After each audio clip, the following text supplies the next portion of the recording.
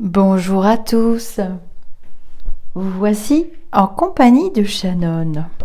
Alors je rigole, j'espère que vous allez bien. Ça fait un moment que je ne me suis pas installée pour un petit instant de lecture avec vous. Et j'avais envie de reprendre la lecture du très beau livre de Yaël Didier, Les grandes voyances de l'histoire. Voilà, j'ai fait d'autres instants de lecture pour ceux qui suivent. Alors, petit rappel dès le départ, si vous voulez recevoir une notification quand je poste une vidéo, il faut vous créer un compte YouTube avec une adresse mail valide et vous recevrez une petite notification. Oui. Alors aujourd'hui, je vous ai choisi, Yaël est une dame que j'admire beaucoup, qui a un don,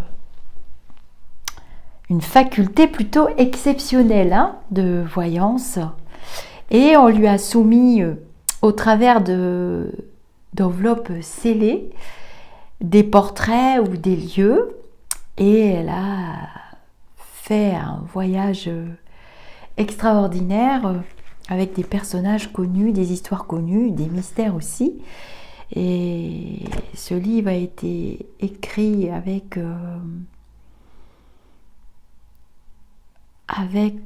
Michel Degresse, pardon, je cherchais le nom. Voilà, préface de Michel Degresse. Et voilà, c'est une forme de test aussi, et elle a expliqué tout ce qu'elle voyait. Alors aujourd'hui, je vous ai choisi l'histoire de Sigmund Freud. Je fais une petite croix pour me rappeler ce que je vous ai lu quand même. Bon, j'aurais pu vous mettre les petits oiseaux, et la fenêtre, mais je me suis dit, oh là là, ça fait longtemps qu'on n'a pas vu Miss Chacha, et puis qu'elle n'a pas eu la lecture non plus. Voilà. Freud, l'inventeur de la psychanalyse, au tournant de ce siècle, l'homme qui découvrit l'inconscient et le complexe d'Œdipe, expliqua les névroses par le refoulement de la libido et les rêves comme réalisation d'un désir masqué, a déchiffré comme nul autre avant lui l'énigme de la nature humaine. Grâce à ce génie limpide, nos passions, nos obsessions, nos folies ont perdu leur mystère. Les dieux rendent fous ceux qu'ils veulent perdre, croyait-on. On sait désormais que l'homme se suffit à cette tâche et quelles en sont les raisons. Conflits familiaux, principe de plaisir contre principe de réalité, Eros contre Thanatos, nous ne sommes que les jouets de nous-mêmes. Il était évidemment tentant de soumettre le cas Freud à Yaël Didier. Qui était l'homme qui inventa la psychanalyse ? Y a-t-il un mystère Freud ? Alors, c'est ce qu'on va essayer de découvrir ensemble, parce que j'ai lu ce livre il y a une trentaine d'années, donc je ne me souviens plus très bien. On soumet à Yaël Didier une photo de Freud en 1938 sous pli scellé. Yaël Didier. Je vois une femme qui pleure. Il y a aussi une femme dans cette histoire. Dora, sa première et plus célèbre analysée. Ça, c'est entre parenthèses. Je vois quelqu'un qui, très vite, en cachette, c'est peut-être symbolique, prend des papiers, les brûle ou les jette, fait disparaître des choses importantes. Cette histoire-là a deux versions, l'officielle et la non officielle. Je le répète, quelqu'un dans cette histoire sait beaucoup de choses et fait disparaître les preuves. Quelqu'un est au courant de certains événements, mais je ne sais pas encore lesquels. J'imagine qu'il y a un décès, une mort, et l'on cache cette mort, ou bien quelque chose se passe entre deux temps. Soit il y a deux versions, soit l'événement se passe en deux temps. Il y a un 8. Une année se termine en 8. Quelque chose se termine en 8. Entre parenthèses, la photographie soumise à Yaël Didier porte la date 1938. Je vois une femme près de ce personnage. C'est le personnage qui vous intéresse? Oui. Yaël Didier. J'ai l'impression qu'autour de ce personnage, deux femmes mentent ou disent chacune une vérité, leur vérité. Exact. Yaël Didier. Je vois deux femmes. L'une est plus âgée que l'autre. Entre parenthèses, Mélanie Klein, qui inventa la psychanalyse d'enfant. Fermez la parenthèse. Elle en sait plus que l'autre. Elle est liée au passé. L'autre est plus liée au présent. Entre parenthèses, Anna Freud, la fille de Freud, son Antigone, qui s'exila avec lui à Londres en 1938. Fermez la parenthèse. Au personnage qui est là sous l'enveloppe et qui, lui, a quelque chose dans le sourire de tout à fait énigmatique. Je lui vois un sourire énigmatique. Ce personnage a vécu sa vie dans l'ambiguïté. Il a passé sa vie, je ne dis pas à tromper son monde, mais à jouer sur l'ambiguïté. D'ailleurs, il me regarde et sourit, l'air de dire « Bien malin qui pourra me dévoiler. Certainement pas vous. » Je me demande si cette femme âgée n'est pas sa mère. Ce personnage peut être un élément clé. Si ce n'est pas sa mère ou sa sœur, c'est une femme qui, avec lui, a avec lui un rapport protecteur et maternant. C'est drôle, il me regarde et sourit. Je pense qu'il a organisé sa vie sur l'ambiguïté. J'ai l'impression que beaucoup de gens n'étaient pas d'accord avec ce qu'il disait. C'était pour lui comme un jeu. C'est vraiment un personnage avec une double personnalité. Il était miné par une angoisse terrible et quelque part, curieusement, il a été pris à son propre piège. Était-ce quelqu'un d'apparence extrêmement coquet, sophistiqué, qui aimait être entouré? Il y a quelque chose de très joyeux autour de lui. Je vois aussi de très belles choses. Entre parenthèses, Freud avait une superbe collection de statuettes antiques. Fermez la parenthèse. Il y a tout un raffinement dans son entourage et en lui. Est-ce que, à un moment donné, je ne sais pas, j'entre dans quelque chose de plus intime, je ne sais pas comment l'interpréter, parce que je ne veux pas dire de bêtises. Je vois quelqu'un. Peut-on dire que le personnage était impuissant? Je vais essayer de vous dire pourquoi. D'un côté, je vois des femmes, de l'autre des hommes, et puis plus rien. Comme s'il y avait autour de lui des marionnettes qui étaient là pour jouer un rôle que lui-même avait organisé de bout en bout. Je ne sais pas qui c'est, mais c'est un personnage extraordinaire. J'ai l'impression qu'il trompe son monde, mais qu'il se trompe aussi lui-même. Je ne sais pas pourquoi, je vois un personnage qui a des problèmes. C'est un solitaire, affligé d'une forme d'impuissance précoce. Il y a quelque chose de très sexuel dans son histoire. Mais ce n'est pas que cela. Est-ce que quelqu'un qui a beaucoup écrit? Je le vois écrivant, prenant des notes. Il se lève la nuit, se relève et écrit, d'une petite écriture serrée. Lorsque cela lui semble trop confus, il se remet au travail. Il reprend ses mots et se remet à écrire frénétiquement, et c'est très dense. J'aime bien ce personnage parce qu'il est très simple et surtout dupe de rien, mais aussi machiavélique. En fait, tout son parcours se rapporte à un personnage, à un rival. Entre parenthèses, Carl Jung, son élève, puis dissident, qui inventa la psychologie des profondeurs et l'inconscient collectif. Fermez la parenthèse. Qu'il voulait abattre, mais pas par balle, bien sûr. Tel a été son objectif. Très spécial, ce personnage. Les derniers jours ont été très tristes. Je le vois s'enfermer dans un endroit pour rester seul. S'enfermait-il pour être seul ? Je le vois encore en train de prendre des notes, d'une écriture un peu serrée, très particulière. Je vois près de lui comme un grand caillou, quelque chose d'assez gros, d'assez beau. Il tourne des pages, il est très nerveux et en même temps extérieurement très contrôlé. Mais c'est quelqu'un qui, au fond de lui, avait envie de massacrer quelqu'un d'autre. Son destin a connu une tragédie.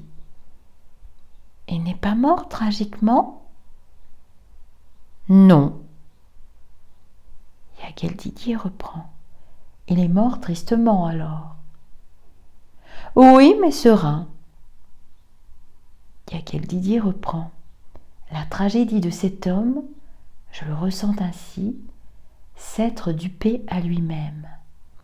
Il est responsable de sa tragédie parce qu'il est allé trop loin. Votre histoire est compliquée, vraiment pas simple. Je le vois souriant et très avenant, très gentleman. Il a de belles manières, votre personnage. Entre parenthèses, Freud, le Viennois, était la civilité même incarnée. Fermez la parenthèse. Je vais remonter au petit garçon. A-t-il un moment porté des culottes serrées ou des pantalons serrés ainsi ? Ce ne sont pas des pantalons, ce sont des culottes. Exact, des culottes de golf. Entre parenthèses, une célèbre photographie de Freud le montre ainsi. Fermez la parenthèse. Yaghel Didier reprend. Je ne sais pas s'il a fait du cheval, mais il a une allure de cavalier. Je le vois dans un endroit clos, entouré de murs épais. Il est dans une pièce sombre. L'endroit est imposant. A-t-il vécu dans un tel endroit à un moment donné ? Un endroit austère et retiré. Je le vois tourner entre 4 murs. Je ne dis pas que c'est une prison. Ce peut être aussi une caserne, mais peut-être aussi un enfermement symbolique. La prison des Névroses ? Je vois des lettres qui s'empilent. Il y a des paquets de lettres autour de lui. D'un côté, il écrit certaines choses. De l'autre côté, il écrit le contraire. À chaque fois, au niveau des écrits, il avance une chose et son contraire. Il se contredit. A-t-il fait quelque chose d'important autour de 30-35 ans ? Entre parenthèses, Freud découvre le complexe d'Œdipe, fondement de la psychanalyse à 31 ans. En 1897, écrit l'interprétation des rêves à 34 ans. Fermez la parenthèse. Oui, il a fait quelque chose de fondamental. Yaghel Didier reprend. Mais ce qui est le plus frappant chez lui, ce sont ses écrits, ses paquets de lettres. À un moment donné, il écrit à quelqu'un. Je me demande s'il n'y a pas toute une correspondance avec ce personnage. Entre parenthèses, sa correspondance avec Wilhelm Fliess servit à Freud d'auto-analyse. Fermez la parenthèse. Au fond, vous voulez savoir quoi sur lui ? Qui il était ? Oui. Yaghel Didier reprend. A-t-il été le personnage d'un opéra ou d'une comédie ou d'un roman ? Pas mythique, mais presque. Oui. Entre parenthèses, le film de Huston, Freud, Passion secrète, sur un scénario, au départ de Sartre. Fermez la parenthèse. Yaghel Didier reprend. Est-ce que, associé à lui, il y a de la musique. J'entends de la musique autour de lui. C'est très très pur. Qu'est-ce que vous m'avez mis dans cette enveloppe ? Un diable ? Yael Didier continue. D'accord. En tout cas, ce sont 3 personnages au moins. 3 personnalités. Je le répète, je le vois mourir seul et je vois une tragédie. Il s'est pris à son propre piège et puis n'a plus su revenir en arrière. Tout en étant très conscient. C'est quelqu'un qui s'est vraiment menti à lui-même. Il a brûlé, je le répète, des choses qu'il avait écrites. Il me regarde avec des yeux ronds, perçants, un regard qui plonge, avec quelque chose de pointu dans le visage, d'émacié, de maigre. Qu'a-t-il sur la tête? A-t-il été représenté avec quelque chose sur la tête? Coiffure, cheveux ou chapeau? Je le vois portant quelque chose sur la tête. A-t-il quelque chose d'émacié dans le visage? Un regard très noir, très perçant. Mais surtout, le regard de ce personnage est extraordinaire. A-t-il un physique oriental ou méditerranéen? Pourtant, les yeux sont très perçants. Je vais essayer d'aller plus loin. Mais que c'est difficile. Peut-on dire que c'est quelqu'un qui s'intéressait à l'ésotérisme? S'intéressait-il à cela? Oui. Yael Didier reprend. Des choses très ésotériques? Réponse. Oui, en un sens. Yael Didier continue. L'ésotérisme au sens large du terme. Quand il est jeune, il passe 1 an ou 2 ou 3, je ne sais pas trop, durant lesquels il plonge dans ce monde. Tout part de cette initiation, de ce qu'il a appris là-bas. Sa vie fait un tournant à ce moment-là. À son époque, autour de lui, il y a eu des guerres, des révolutions, des rébellions, des morts. À un moment donné, ce personnage a été une sorte d'émissaire, a servi d'émissaire. C'est aussi un homme de salon. Je vois des salons créés. Freud crée en 1908 la Société psychanalytique de Vienne et l'Association psychanalytique internationale en 1910. Autour de lui ou à cause de lui. Pourriez-vous voir ce qu'il écrit, Yael? Yael Didier reprend. Qu'a-t-il sur la tête? Il n'a pas été représenté avec un truc sur la tête, un turban, je ne sais pas trop. Oui, bon, c'est encore une image symbolique. Non, il a tout bêtement un chapeau. Yael Didier reprend. À la fin de sa vie, il parle avec une voix chevrotante. Il a un côté chevrotant ou tremblant. Il a joué un rôle. Je ne sais pas de quelle façon. Lors d'une guerre, a-t-il été en accord avec des gens en opposition avec son pays? Entre parenthèses, Freud pacifiste pendant la Première Guerre mondiale. Fermez la parenthèse. Je le vois en contact, en discussion, en relation avec des étrangers. Et il n'est pas toujours compris, comme s'il avait fait quelque chose qui était mal vu ou mal interprété. Interpréter est le mot juste. Yael Didier reprend. Des gens, à un moment donné, ont trouvé que ce qu'il avait dit était idiot. J'interprète. On dirait que l'essentiel de ce qu'il a dit, de ce qu'il a fait, a été détruit par certaines personnes. Des écrits fort importants. À un moment donné, il a lui-même détruit, ou on a détruit sous ses ordres des choses importantes. Ou alors au 2e degré autour de lui, tout se meurt, tout se désole et tout tombe. Oui, mais encore davantage? Yael Didier continue. Au fond, il était seul. Je le vois aussi très seul dans sa vie personnelle. De plus, il aimait la solitude et s'isoler de lui-même, volontairement. Je le vois finir triste et malheureux. Ce n'est pas un homme heureux du tout. Il y a quelque chose de très triste dans sa mort, quelque chose de dur. Entre parenthèses, Freud est mort d'un cancer de la mâchoire qui le fit terriblement souffrir à la fin de sa vie. Fermez la parenthèse. Je le vois marchant, voûté, sous le poids de quelque chose, sur une route qui avance. C'est une image. Mais seul sur sa route, il a commencé très jeune, très jeune. Il a une personnalité très forte et difficile. Il y a une espèce de jeu de miroir, de renvoi. Il joue en permanence. C'est un personnage à facettes. J'ai du mal à l'attraper.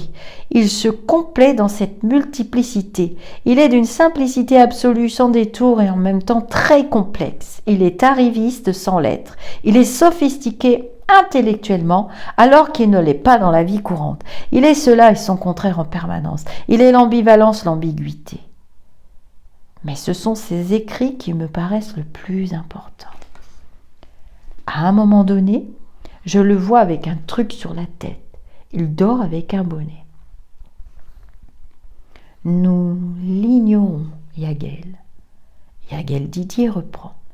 C'est quelqu'un capable de se lever la nuit, de se mettre à sa table de travail et écrire. Je le vois en train de réfléchir. J'entends de la musique autour de lui. Il y a un personnage un peu théâtral à côté de lui, un artiste important.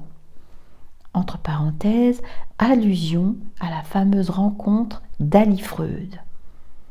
Fermez la parenthèse. Qui collait à son ombre? Avait-il le teint jaune? Je lui vois le teint jaune, un peu cireux. C'est quelqu'un qui s'intéressait à l'âme des gens, au psychisme, au mental. Il était très branché sur ces choses, parce que je vois son cerveau, je vois sa tête. Il est très spécial, il peut être méchant, c'est une teigne même. Oui, c'était un teigneux, je le sens. Tout à coup, je vois cette partie-là de sa tête. Elle désigne le cerveau. Cela peut être symbolique, ce peut être le psychisme, ce peut être le mental. C'est un homme pour qui les mots avaient de l'importance. Chaque mot était important. Un mot à côté de l'autre était important. Oh, combien Freud a même écrit le mot d'esprit dans ses rapports avec l'inconscient. C'est quelqu'un qui décortiquait les mots. Je vais parler par symbole. On dirait que toute cette partie-là de sa tête, c'était comme des gammes, comme des notes de musique. Oui, c'est cela, comme une partition musicale. Tout correspond à des notes. Je vais dire ce que je ressens. Tant c'est fort, chaque mot est une note de musique. Et dans une note de musique, il y a la croche, la double croche, etc. Chaque mot correspond à chaque quelque chose de subtil. Je vois une boîte dans laquelle, c'est symbolique, sont enfermées des images. Et au fond de lui-même, c'est comme s'il mettait sur pied des théories, mettait des choses en boîte. Je commence à le sentir. Je ne dis pas qu'il l'était, mais a-t-il un rapport avec les nazis? Quelque chose de redoutable pour lui est lié aux nazis. Entre parenthèses, Freud dut s'exiler à l'arrivée des nazis à Vienne en 1938. Fermez la parenthèse. Oui, Yagel. Yagel Didier reprend. Je sens que je l'approche, mais c'est compliqué. Tout est dans ces boîtes et il faut que je trouve les clés. C'est un drôle de monsieur, sympathique, génial, mais tordu. Il a été la bête noire des nazis, ou les nazis sont la bête noire. Oui, Yagel. Les nazis brûlèrent ses livres dans un grand autodafé public en 1933. Yagel Didier reprend. Mais enfin, il est protégé, parce que c'est un grand esprit qu'il faut garder. Entre parenthèses, Roosevelt exigea des Allemands que Freud puisse quitter Vienne. Fermez la parenthèse. Il sert de... C'est une image, je dis n'importe quoi. Il sert de propagande. Il est juif, non? Pour la propagande nazie, du fait qu'il est juif, il savait qu'il s'était trompé. Je le vois, il est en gris. Je suis sûre qu'il a porté un chapeau sur la tête. Il est frileux. Je le vois devant une foule de gens qui l'écoutent. Je le vois. C'est peut-être symbolique. Devant un tableau noir, écrivant des choses. Ce sont des notes. Il énonce des théories. c'est un homme qui a énoncé des théories. Tel le maître d'école qui dit « c'est comme cela ». En fait, il a un côté professeur. Était-ce un homme intéressé par les rêves ? Entre parenthèses, Freud écrivit l'interprétation des rêves en 1900. Fermez la parenthèse. Je vois des rêves au-dessus de lui, je vois des choses qui partent du cerveau, qui sont comme des fumées, comme des rêves. Cet homme s'intéresse aux rêves, au psychisme, au mental. Il me prendrait pour une illuminée, non ? Peut-être pas. Peut-être dirait-il que je suis une consoeur. Rien n'est moins sûr. Et c'est un homme qui avait un rapport étrange avec l'argent. D'abord, il a manqué d'argent, mais surtout le pauvre homme. C'est curieux, je vois des petites pièces qui tombent. Je vois sa bourse et je vois des pièces qui tombent. Il a une femme à côté de lui qui souffre de son indifférence, de son ego. Entre parenthèses, sa femme Martha Bernet, fermez la parenthèse, parce que c'est un homme modeste mais très orgueilleux. Je l'approche, attendez. Cet homme a travaillé la nuit. Il a travaillé par symbole et par interprétation. Il a travaillé les rêves. Il a travaillé par association des mots qui sont comme des notes de musique. Et il est connu pour 2 ou 3 choses importantes. C'est-à-dire qu'il a travaillé sur 2 ou 3 plans différents, toujours convergents, 2 ou 3 niveaux. Il y a un côté médical dans ce qu'il fait, mais ce n'est pas un vrai médecin. Il avait un drôle de rapport avec l'argent. Il était très spécial avec l'argent. Il avait des élèves. Oui, il a fait des émules. Oh, c'est Freud! Oui, Yagel, c'est Freud. Yagel Didier reprend. Ah, fou là là, il m'a fait souffrir, je suis contente. Jamais je n'aurais pensé. Je peux vous dire qu'il a brûlé une correspondance amoureuse. Il était peut-être impuissant. Les visions se bousculaient tellement que j'avais du mal à exprimer ce que je voyais. Je voyais par moments beaucoup de femmes et puis tout à coup beaucoup d'hommes. Je sens vraiment qu'il a eu des problèmes intimes. Dans tous les cas, il m'a donné du fil à retordre. Et je comprends pourquoi maintenant. Alors, je vais passer aux commentaires. Je trouve que cette femme est vraiment formidable, mais c'est vrai que à la lecture, je me dis que en tant que médium, ça doit pas être simple de connecter avec ou d'essayer de connecter parce qu'en fait, elle n'a pas vraiment connecté avec lui. Je pense que l'entité ne s'est pas laissée faire. Moi, je lirai vos commentaires. Alors, justement, je vais vous lire le commentaire. On va voir si ce que je ressens, c'est vrai. La rencontre Yagel Didier Sigmund Freud ne pouvait qu'être explosive. Entre la voyance et la psychanalyse, la fascination est réciproque, le déni partagé et les contacts secrets. Yagel Didier se sent tout de suite qu'il s'agit là d'une voyance singulière, que son sujet joue avec elle au chat et à la souris. Bref, qu'elle a affaire à quelqu'un de la partie, à la fois totalement complice et totalement pervers. Porté par ce défi, inspiré comme jamais, Yagel Didier prononce des mots-clés de la psychanalyse. Angoisse, interprété, sexuel, conscient, mental, symbolique, rêve. Pareil, proximité l'amène à s'affranchir de tout complexe face à un confrère abusé de l'audace. Et puis Yagel, à son tour, ouvre la boîte de Pandore et psychanalyse Freud. Psychanalyse sauvage, s'il en est. L'inventeur de la psychanalyse aurait été impuissant et tout serait venu de là. La psychanalyse, cette science de la libido, aurait été la revanche perverse de Freud sur son impuissance personnelle, voire sa vraie femme, son épouse idéale, le substitut symbolique aux femmes qu'il ne pouvait aimer. La balle, la réponse est désormais dans le camp d'en face, chez les historiens de la psychanalyse.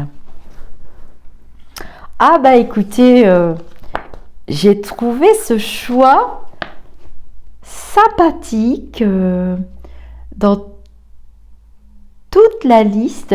Bon, c'est un livre conséquent, hein, il y a quand même beaucoup d'histoires. Je vous en ai lu quelques-unes que vous retrouverez dans les instants de lecture. Donc, je vais noter. J'espère que vous allez bien.